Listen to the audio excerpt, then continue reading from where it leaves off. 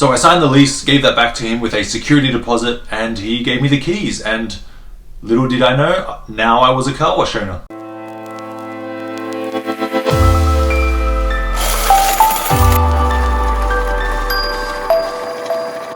G'day viewers, it's Chris Atkins here and welcome back to my channel, the Car Wash Chronicles. Today we're in the studio, we're not at the car washes, and we're going to answer a few questions, most notably the most popular one: how did I get started in the car wash business? But just before I delve into this video, I just want to show you guys quickly what I do outside of my car wash life. I am driving my family friend George Lazenby, who played James Bond, to the latest James Bond premiere in Hollywood. So enjoy.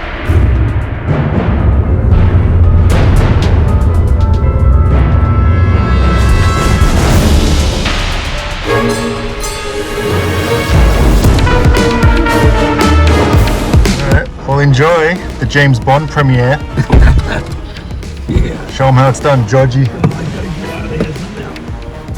So to answer the question how I got started in the car wash business, here's a little background on myself. So I came to America in 2014 for a couple of months to visit my uncle, Uncle Stuart, who you've probably seen in previous videos of mine. And lo and behold, he's in the car wash business. And when I was here, I was basically just shadowing him, not really thinking too much about getting into the car wash business at that point, but just naturally I was hanging out with him and he was going to his car wash businesses. So I would tag along and I would just see pretty much what he does in his daily routine, and I would help out wherever I can, not really thinking too much about it. And I think at that point in time he had 4 car washes, so we would just do the rounds together. After hanging out with Stuart in America for a couple of months, I had to go back to Australia, and then the next chapter of my life started, which was pretty much a dream of mine.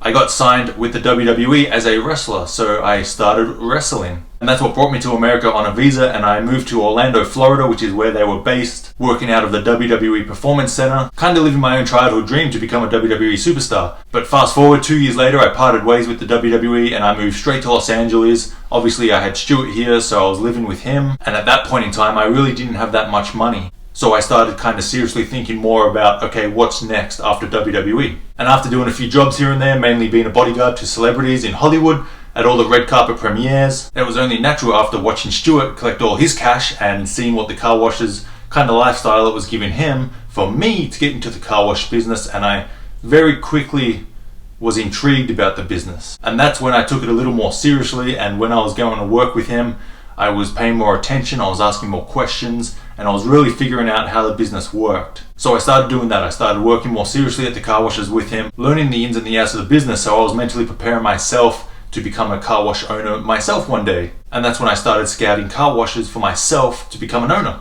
So here I was, I had some car wash knowledge after working in the business for a couple of years with Stuart. I would jump in my car and I would drive around areas. It didn't really matter what areas, but I was looking for the most rundown, if not closed down car washes so that I could approach the owner and try and make a deal. And I would go on record to say that there's more self-serve car washes in the Los Angeles area than anywhere else in the world. So I was going around to each and every one of them and I would write out my note. Hey, Chris Atkins looking for a self-serve car wash for sale. If you're interested, please give me a call. And I would slide that note under their door, hoping and praying that they would call.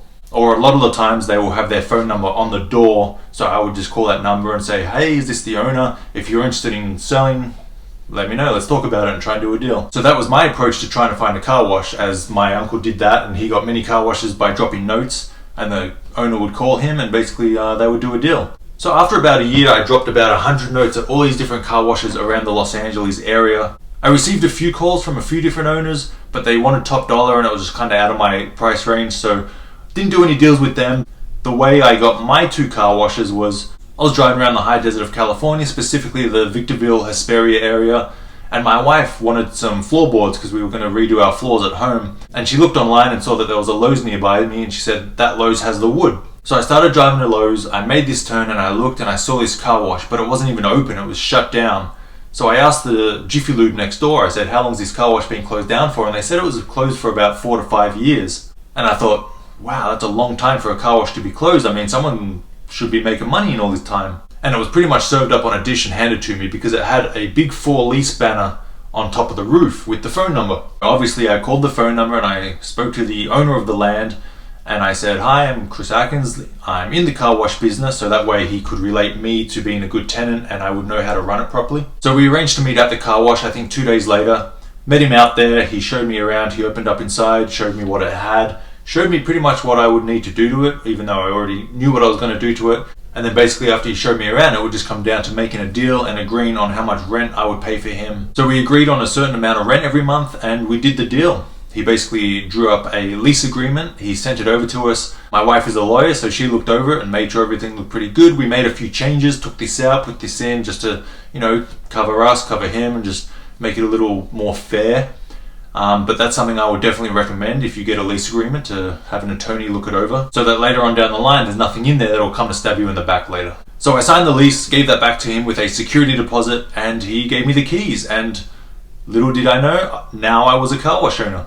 And now is where all the hard work begins. So it wasn't that difficult to do the deal, and I kind of got lucky just driving around and I saw that car wash. So that's what I mean by you really have to get out there and do the physical work by driving around the neighborhood, looking for closed down or run down car washes, because those closed down and run down car washes are the ones where you can get in with a low entry point. The only money that I had to put into the car wash was money to remodel it and bring it back to life, as there was no purchase price, and essentially that's a free car wash. So next I'll go into a little bit about what I had to do to get that car wash up and running and how much it cost me.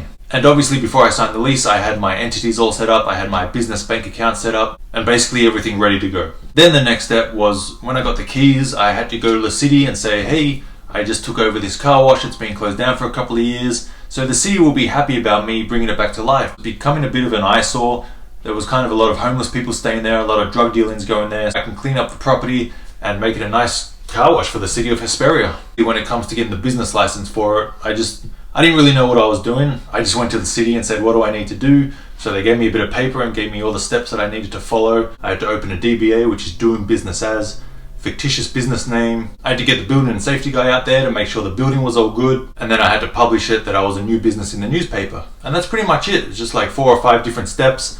And if I didn't know what I was doing, I would just ask the city. And as soon as the building and safety guy signed off, yep, this building is good, I got my business license and I was ready to open. During the time I was going through the steps to get my business license, I was remodeling so that as soon as it came through, I was ready to open. Now let's delve into some details about what it took for me to remodel it, where I had to buy the stuff from, what I had to buy, and basically what it was going to take in order to get the car wash open and running. Now I've made a bit of a list because obviously I'm not going to remember everything off the top of my head. So as you guys probably know from my previous video, I have a 5-bay car wash, so I have to buy 5 of everything. I was lucky because I had my uncle's worker who knew how to build car washes and had the ins and outs of the car washes, so that made it a little easier for me. So all I had to do was bring him to the car wash, he would look around and pretty much write a list of everything I needed to order from CleanRite. So let's start with what's on the list.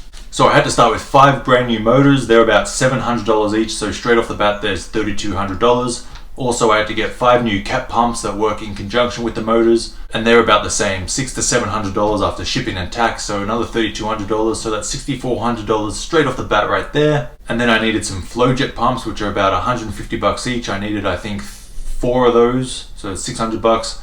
I needed some hydrominders. I needed 4 of those, about $150 each, another $600. Next I had to get the RO system, which is for the spot-free rinse, and the big huge tank that keeps all the clean water in it. That RO system alone is $10,000, but I mean you need spot-free rinse at your car wash, so you don't have a choice. So now we're getting up close to around $20,000 already. Then I got 5 new air dryers because I wanted to be different from all the other car washes up there because they didn't have air dryers, so I thought, well, I'm going to put them in. They're a great money maker.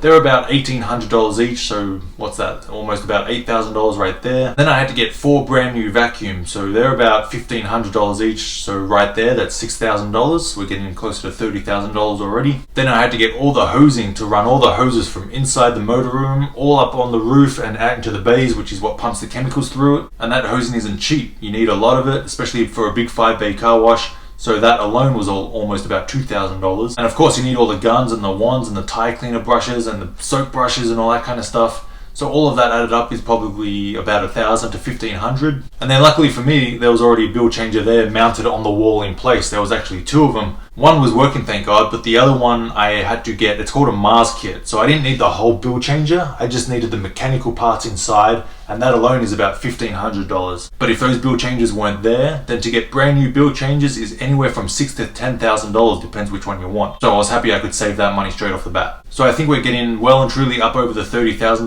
mark. And then of course I had to paint the building to make it look all nice. So I think that was about $2,000 to pay a painter to do it. I probably could have done it myself, but it was a big job and I would have rather paid someone else to do it. But if you don't have the money, you definitely can paint it yourself. And then next, I got security cameras. So to buy the system and set the security cameras up, that was about $1,200 right there. And then of course, all the fixtures and fittings, you don't even really think about that stuff. You just think of the bulk equipment, but without all the fixtures and fittings that go on the motors and the hoses, that can add up, and you need a lot of them. So them alone is about $1,000 to $2,000 just in the little fixtures and fittings. And then of course you have Home Depot, which is a car wash owner's best friend, because they have a lot of the things you need, and you definitely spend a lot of money at Home Depot. So I would have probably spent about $5,000 alone at Home Depot on tools and ladders and just anything my worker said, hey, we need this.